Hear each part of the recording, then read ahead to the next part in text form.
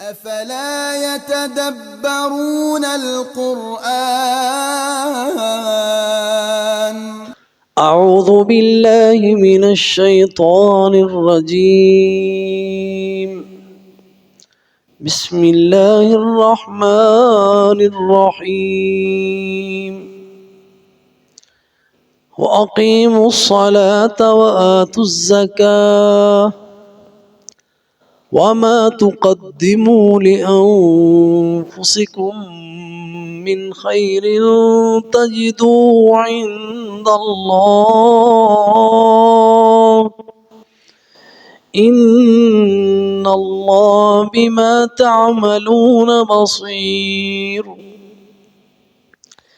وقالوا لن يدخل الجنة إلا من كان هودا أو نصارى تلك أمانيهم قل هاتوا برهانكم إن كنتم صادقين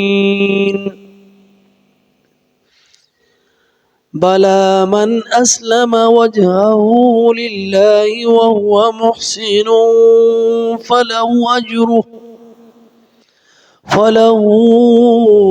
أجره عند ربه ولا خوف عليهم ولا هم يحزنون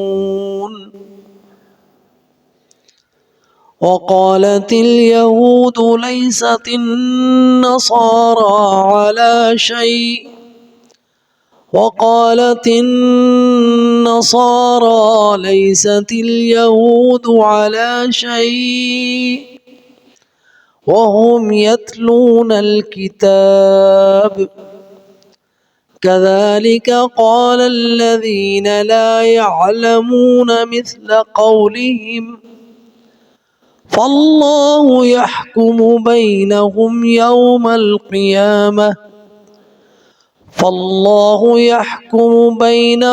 يوم القيامة فيما كانوا فيه يختلفون صدق اللہ العظیم۔ ان الفاظ کے معانی دیکھ لیتے ہیں۔ فرمایا اللہ سبحانہ وتعالی نے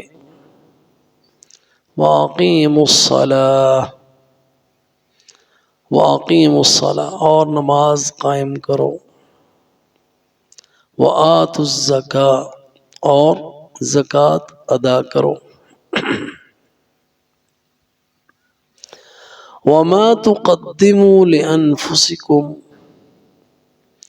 اور جو بھی تم اپنے لیے آگے بھیجو گے، من خیر بھلائیوں میں سے، تجدوہ پاؤ گے اسے، عند اللہ اللہ کے ہاں، ان اللہ بے شک اللہ، بما تعملون جو بھی کچھ تم کرتے ہو، بصیر دیکھنے والا ہے۔ وقالوا اور انہوں نے کہا، لن يدخل نہیں داخل ہوگا، الجنت جنت میں، الا سوائے، من کان ہودن جو یہودی ہے، او نصارا یا نصرانی ہے، تلک امانیہم یہ ان کی آرزویں ہیں، قل کہہ دیجئے، ہاتو لے آؤ، برہانکم دلیل اپنی، ان کنتم اگر ہو تم صادقین سچے، بلا کیوں نہیں، من اسلم جس نے فرما برداری اختیار کی، اسلم کے معنی خضوع و خشوع اور اخلاص بھی ہے، من اسلم جس نے خالص کر لیا، وجہہ اپنا چہرہ، للہ اللہ کے لیے، وہو محسن اور وہ نیکوکار ہے، فلہ پس اس کے لیے، اجرہ اس کا اجر ہے، عند ربہ اس کے رب کے پاس، ولا خوف اور نہیں ہے خوف علیہم ان پر، ولا هم یحزنون اور نہ ہی وہ غمگین ہوں گے۔ الفاظ کے معنی کے بعد ہم ان آیات کی حسب توفیق تفسیر سمجھنے کی کوشش کرتے ہیں، اور اللہ سبحانہ و تعالی ہمیں توفیق عطا فرمائے۔ وَأَقِيمُوا الصَّلَاةَ وَآتُوا الزَّكَاةَ وَمَا تُقَدِّمُوا لِأَنفُسِكُم مِّنْ خَيْرٍ تَجِدُوهُ عِندَ اللَّهِ۔ ان آیات میں اللہ سبحانہ و تعالی نے مومنوں کو ترغیب دلائی ہے ان باتوں میں مشغول ہونے کی، ان کاموں کو کرنے کی جس میں ان کا فائدہ ہے، اور جو ان کے لیے قیامت کے دن نفع بخش کام ہیں، اور ان میں سب سے پہلا کام کیا ہے؟ اقیموا الصلاۃ۔ قیامت کے دن نماز کام آنے والی ہے۔ وَإِيتَاءِ الزَّكَاةِ، زکوٰۃ جو اللہ کی راہ میں صدقات و خیرات اللہ کی راہ میں خرچ کرنا، زکوٰۃ مفروضہ جو اللہ تعالیٰ نے فرض کی ہے، جس کا نصاب ہے، وہ قیامت کے دن کام آنے والی ہے۔ اور وہ دن وہ ہوگا قیامت کا دن کہ جب یوم لا ينفع الظالمین معذرتهم ولہم اللعنۃ ولہم سوء الدار۔ کسی ظالم کو معافیاں تلافیاں کام نہیں، رونا دھونا کام نہیں آئے گا، ان کے لیے لعنت ہوگی، ان کے لیے برا ٹھکانہ ہے، گھر برا ہے۔ یہ اس دن کام آنے والی چیزیں ہیں۔ اور اس کا حکم دے کے فرمایا ان اللہ بما تعملون بصیر، تو جو کچھ تم کر رہے ہو اللہ دیکھ رہا ہے۔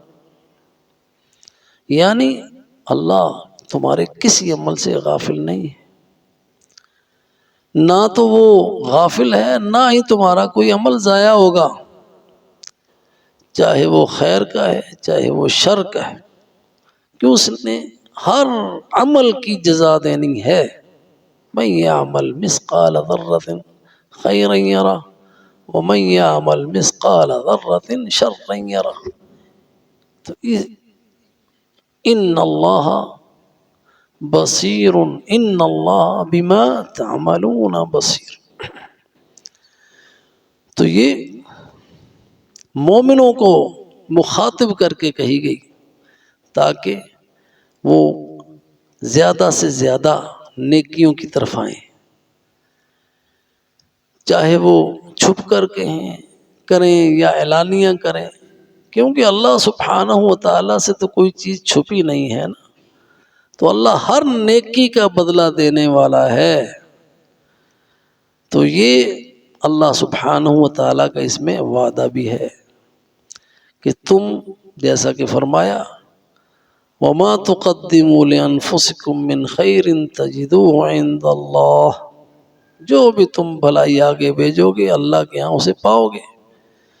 انسان اپنے اعمال کو دیکھے گا، اپنی کتاب دیکھے گا اور کہے گا اس نے تو کوئی بات چھوڑی ہی نہیں، وہ اللہ کے یہاں موجود ہے، تمہارا پورا ریکارڈ موجود ہے۔ تو اس لیے اللہ سبحانہ ہر انسان نیکی جب کرتا ہے اور اس کے ذہن میں یہ بات اگر حاضر رہتی ہے کہ میں جو عمل کر رہا ہوں میرا اللہ مجھے دیکھ رہا ہے، تو پھر اس میں احسان آتا ہے، جس کا آگے آیت میں ایک چھوڑ کے پھر ذکر آئے گا۔ اب یہ بات بیان کرنے کے بعد یہودیوں کی بات دوبارہ نقل کی کہ ان کے جو دعوے تھے، وقالوا، اور انہوں نے کہا لن يدخل الجنت، جنت میں کوئی داخل نہیں ہوگا الا من کان ہودا، سوائے یہودیوں کے، او نصارا، یا نصرانیوں کے۔ اس سے پہلے بھی یعنی یہ ایک دعویٰ نہیں تھا ان کا دعویٰ تھا جب حضرت جو وہ کہتے تھے کہ نحنو ابناء اللہ و احباؤہ، سورہ مائدہ میں جس کا ذکر آیا، اسی طرح ان کا یہ دعویٰ تھا کہ اللہ نے ہم کو تو عذاب دینا ہی نہیں. کہتے تھے لن تمسنا النار الا ایاما معدودہ، ہمیں آگ نے تو چھونا ہی نہیں، اگر گئے بھی تو بس تھوڑے سے دن ہوں گے، پھر ہم جنت میں چلے جائیں گے. تو یہ ایک اور دعویٰ جس کی نفی کی، پہلے ان دعووں کو بھی نفی کی، اور یہاں ان کا یہ دعویٰ نقل کر کے کہ لن يدخل الجنت الا من كان هودا، یہودی کہتے تھے کہ جنت میں صرف یہودی جائیں گے، اور نصرانی عیسائی کہتے تھے کہ جنت میں صرف نصرانی جائیں گے. تلک امانیہم، اللہ تعالیٰ نے ان کی ان باتوں کو ریجیکٹ کر دیا اور فرمایا یہ ان کی خواہشیں ہیں، ان کی خواہشوں پہ فیصلے تھوڑے ہونے ہیں. تل کا اشارہ ہے پچھلی ساری باتوں کی طرف. امانیہم، امانی جو آدمی تمنا کرتا ہے، ہم اردو میں تمنا لفظ کرتے ہیں نا، اس کی جمع امانی، تمنا کی.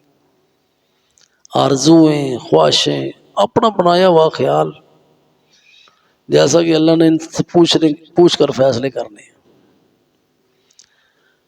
امانیہم، یہ ان کی ڈیزائرز ہیں. قل ہاتوا برہانکم، اے محمد صلی اللہ علیہ وسلم کہہ دیجئے ہاتوا برہانکم، دلیل لاؤ. جو تمہارا دعویٰ ہے، دعوے کی دلیل ہونی چاہیے. اگر تمہارے پاس دلیل نہیں ہے تو جھوٹا ہے. یہ قرآن کی طرف سے ان کو چیلنج تھا، اللہ کی طرف سے، کیونکہ اللہ نے تورات اتاری، اللہ نے انجیل اتاری، اس میں کوئی ایسی گارنٹی ان کو نہیں دی تھی کہ تم ہی جاؤ گے، کوئی اور نہیں جائے گا. تو یہ ان کو چیلنج بھی تھا، یہ ان کو عاجز کرنا بھی تھا کہ وہ نہیں لا سکتے تھے، کہ اللہ نے ایسی کوئی گارنٹی ان کو نہیں دی تھی، نہ تورات میں نہ انجیل میں، نہ تورات میں نہ انجیل میں کہ تم جنتی ہو، تمہارے سوا کوئی جنتی نہیں. تو اگر کوئی ایسی بات ہے تو لاؤ، دکھاؤ تمہاری دلیل کیا ہے. تو یہاں ہمیں بھی قرآن ہدایت ہے نا. اگر کوئی شخص دعویٰ کرتا ہے کسی بات کا تو ہم اسے یہی کہیں گے بھائی دلیل لو. دلیل تو کیا ہے تمہارے پاس؟ دلیل جو دعویٰ تم کر رہے ہو تو اس کی دلیل کیا ہے؟ اگر کوئی کہتا ہے کہ میرے دشمنوں نہ چھیڑو، میں غلام مصطفیٰ ہوں، مجھے دیکھ کر جہنم کو بھی آ گیا پسینہ، نہ کلیم کا تصور نہ خیال طور سینہ ہے جی. بھئی اگر ایسی بات ہے تو دلیل لے آؤ قرآن سے. تو جو بھی دعویٰ ہے، جو بھی عمل ہے، اس کی دلیل مانگنی ہے. اگر دلیل ہے تو سچا ہے، اگر دلیل نہیں ہے تو جھوٹا ہے. اس لیے اللہ نے اپنے نبی کو یہ حکم دیا، ان سے کہیے اپنی دلیل لے آؤ. اللہ کے ہاں اب پھر ان کنتم صادق، سچائی کی یہی ایک ذریعہ ہے دلیل. اور دلیل وہ کیا ہے؟ کتاب اللہ سے اور سنت رسول صلی اللہ علیہ وسلم سے. تو یہاں سے ان کو دلیل لانے کا جو کہا گیا ان کی کتابوں میں سے، جو نہیں لا سکے.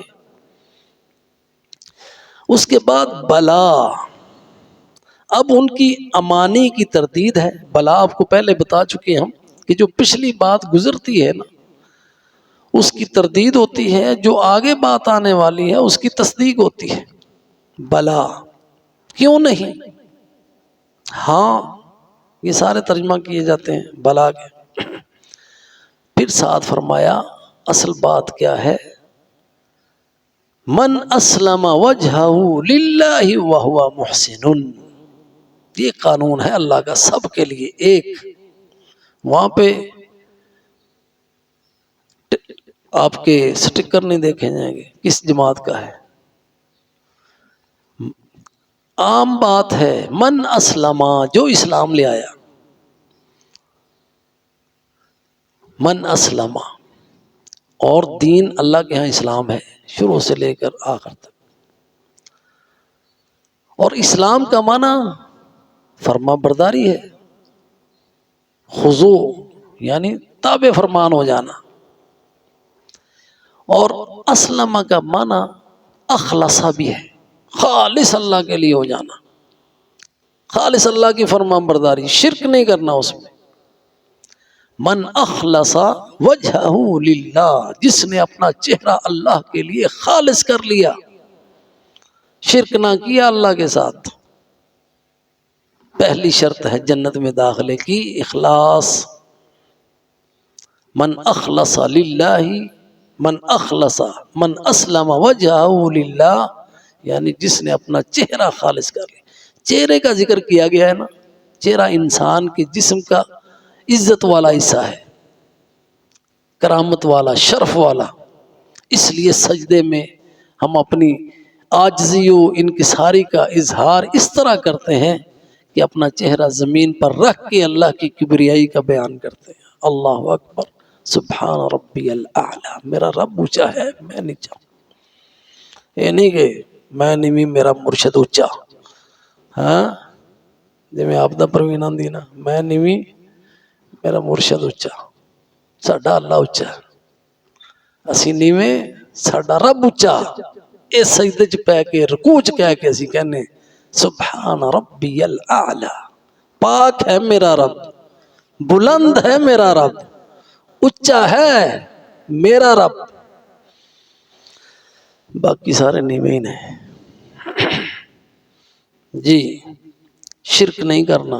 من اسلم وجہہ للہ، جس نے خالص کر لیا اپنا چہرہ اللہ کے لیے، ہاں جی، اور اللہ نے اپنے نبی کو بھی بتایا اگر تمہارے ساتھ یہ کریں نا بحث مباحثہ تو ان کو یہی بتاؤ، فَإِنْ حَاجُّوكَ، اگر آپ سے بحث کریں، فَقُلْ أَسْلَمْتُ وَجْهِيَ لِلَّهِ وَمَنِ اتَّبَعَنِي، میں نے اپنا چہرہ اللہ کے لیے خالص کر لیا ہے، اور جس نے میری اتباع کی اس نے بھی اللہ کے لیے خالص کر لیا ہے۔